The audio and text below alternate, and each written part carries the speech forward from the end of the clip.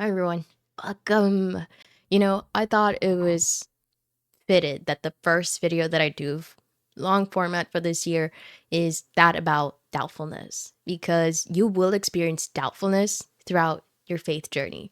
Not only this year, throughout your whole faith journey, and that comes with everything. So I want to give you some pointers that I think will definitely help you navigate doubtfulness in a way that you're successful. First things first that I want to tell you is doubtfulness is welcomed by God. Don't ever believe that you're not supposed to doubt because in reality, doubtfulness leads you to the pursuit of truth. And what is true? God. So he would always welcome doubtfulness so that you can pursue him, that you can seek the truth, him. I hope y'all know that it's a-okay to be doubtfulness. Now, how you navigate doubtfulness, it's what makes the difference in your faith journey. The best example that I know it is John the Baptist. John the Baptist was the person who in the womb recognized Jesus as the Savior. He was the person who put in motion the ministry of Jesus, so he baptized them. But then when he was in prison, he doubted that he was the person that they were waiting for, the Messiah. And now I know that when we think of doubtfulness, we often think of the passage of Peter, because when he starts drowning, Jesus caught on to him and he said, why did you lose sight of me, poor man of faith? But see, sometimes faith is seeked. You can seek faith because you need to seek truth. So, in this passage of John the Baptist, he seeked truth because he was losing faith. And I hope you're following my sequence.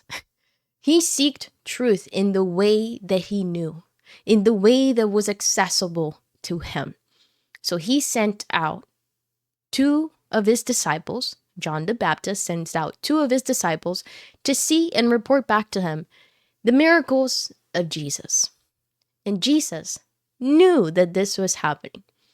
And he calls on to the disciples and he tells them, go and report back that the blind can see, the mute can speak, the deaf can hear, the dead have been raised from the dead, and so forth.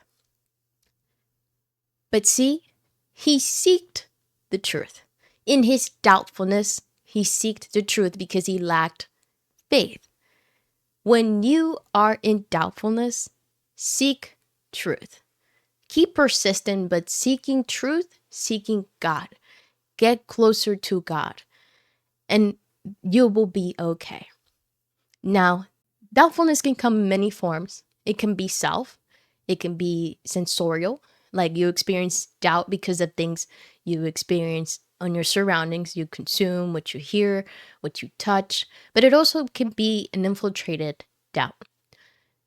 It can come from exteriors. So, besides sensorials, it can come from an idea, but it's definitely something that it's influenced by sensorials because it wouldn't have happened if you weren't in the proximity of that.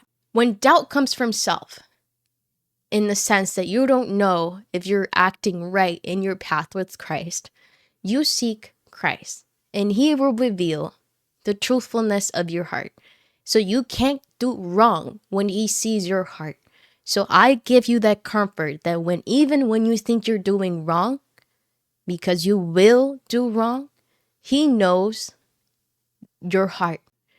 So seek comfort in him because he is gracious enough that he will reveal those things you did wrong and he will correct your ways. In other terms, simpler terms, don't be so harsh on yourself. Sensorial, things you experience on your surroundings, which you consume too, that is different. You are opening a bridge there that it can be things that lead you to God in moments of doubtfulness, which is a-okay. But then remember that the enemy is also out there. So whatever you consume or whatever you experience on your sensorial aspect, it can be intersected by the enemy. So try to put a filter and remember that you need to test a test on everything that you consume with the spirit.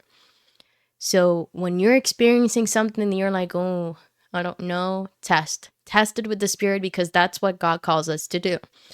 Now, the subcategory of that I just mentioned is external, that it has an involvement with sensorial. So an example would be, you see something that makes you think of a corrupt thought, an idea. And that is something the enemy infiltrates, because ideas can come from a good source, meaning from above, or can be based on something the enemy used to coerce you into thinking of something. And the perfect example that I can think of straight out my head is that Judas never thought of betraying Jesus. It wasn't until the idea was inserted into his brain that he executed like he thought and then executed the idea of betraying Jesus. So be very mindful. Test everything and know that if you think you're doing wrong by God, He always sees the willingness of your heart and how you act in your pursuit of Him. I hope this helped. And if you have found ways also that you have navigated doubtfulness that I did not include here, tell me what works for you. Because this, this right here, um, was really a revelation. It takes a lot of falls. So that's what I'm saying. Be patient, be kind, because grace was already given to you.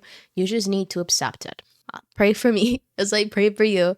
But also, let's engage. Let's engage. We've been growing, but I want to see if you're implementing the things that I'm sharing with you, if you're sharing it with other people, if it has helped, if you think that I should be adding something more, or if you like to learn about something else. Leave it in the comments. I definitely want to know. I definitely want to know. This is what God has led me to do.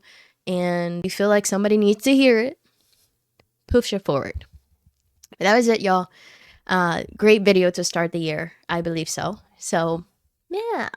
On to the next.